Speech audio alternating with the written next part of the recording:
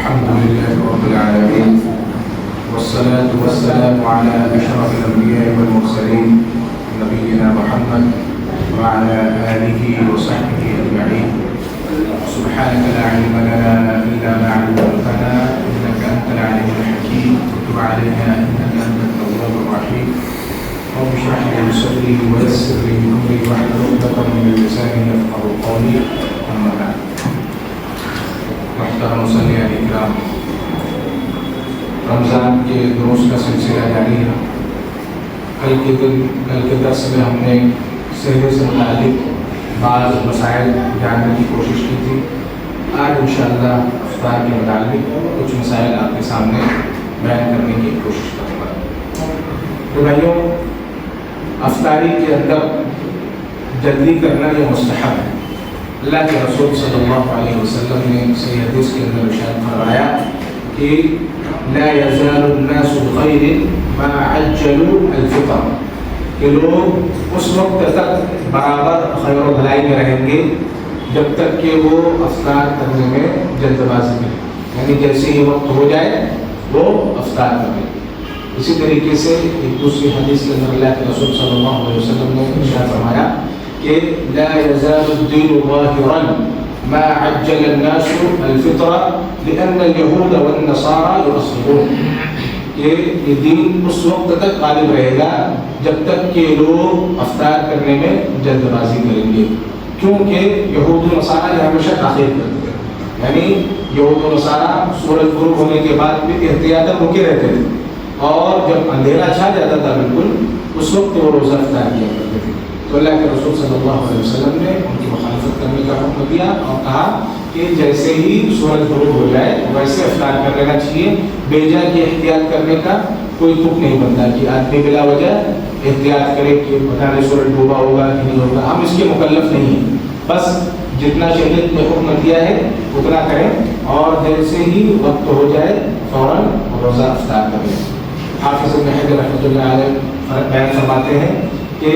لوگوں نے جو منکرات اور جو بدعات ایجاد کر لی ہیں ان میں سے ایک یہ بھی ہے کہ وہ سحری میں جلد بازی کرتے ہیں، یعنی وقت سے پہلے سحری کو رک دیتے ہیں، سحری کھانے سے رک جاتے ہیں اور افطار کرنے میں تاخیر کرتے ہیں، یعنی وقت ہونے کے باوجود بھی بلا وجہ احتیاط کے طور پر 2 منٹ 3 منٹ 5 منٹ رکے رہتے ہیں۔ کہہ رہے ہیں کہ ایسا کرنے کی وجہ سے لوگوں کے اندر شر زیادہ پایا جا رہا ہے اور خیر کم پایا جا رہا ہے، یعنی سنت سے مخالفت کرنے کی وجہ سے، سنت کی مخالفت کرنے کی وجہ سے لوگوں میں اختلاف زیادہ ہے، شر زیادہ ہے اور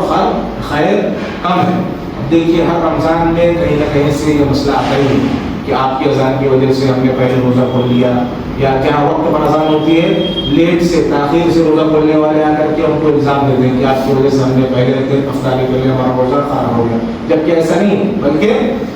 اس کی وجہ سے شاید اس نے وقت میں روزہ افطار کیا، تاخیر سے افطار کرتا ہے، لیکن جس مسجد میں وقت سے اذان ہوتی ہے ممکن ہے کہ اس نے وقت سے روزہ افطار کیا ہو، لیکن اس کی سمجھ میں یہ آ رہا ہے کہ فلاں مسجد میں جلدی اذان ہو گئی 2 منٹ 3 منٹ، تو میں نے اس اذان سے دھوکہ کھا کر کے روزہ کھول لیا تو میرا روزہ ضائع ہو گیا۔ یہ اختلاف کا کتنا بڑا سبب ہے۔ ہر رمضان میں کہیں نہ کہیں سے اس طریقے کے واقعات سننے میں آتے ہی، ہمارے مشاہدے میں آتے ہی ہیں۔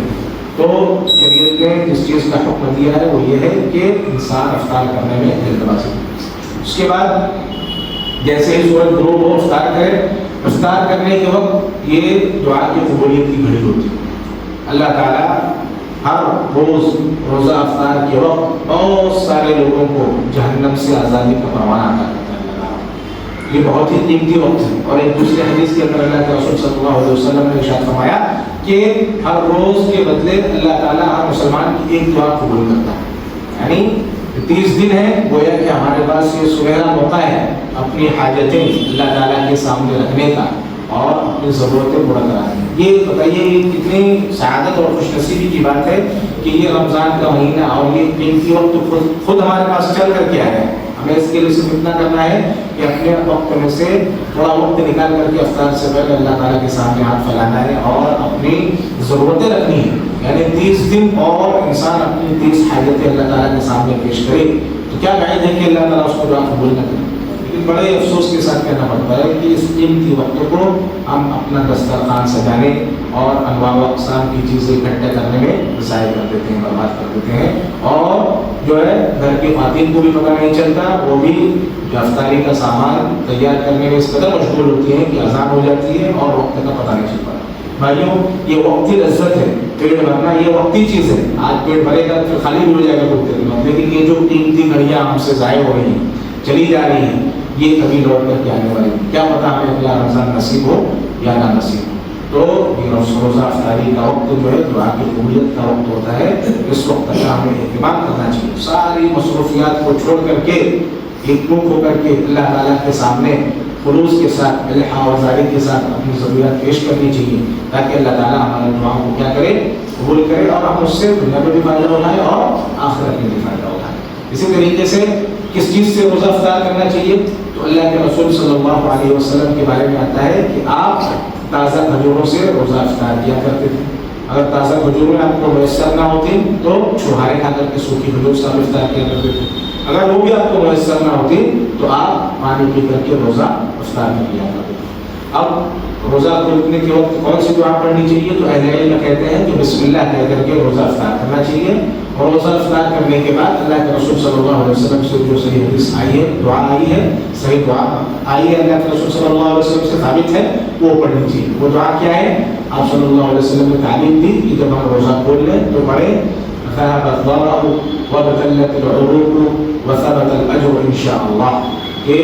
پیاس بجھ گئی، رگیں تر ہو گئی، اور اللہ نے چاہا تو روزے کا اجر و ثواب بھی ثابت ہو گیا۔ تو یہ چند باتیں ہیں روزے کے متعلق، اور انشاءاللہ آئندہ باتیں کر کے درس میں رکھی جائیں گی۔ اللہ تعالیٰ سے دعا ہے کہ اللہ تعالیٰ ہمیں کتاب و سنت کی روشنی میں اپنی عبادتیں انجام دینے کی توفیق عطا فرمائے، اور خلاف شریعت باتوں سے ہماری حفاظت فرمائے، آمین۔ وصلی اللہ علی خیر خلقہ محمد وعلی آلہ وصحبہ اجمعین۔ سبحانک اللہم وبحمدک، اشہد ان لا الہ الا انت، استغفرک واتوب الیک۔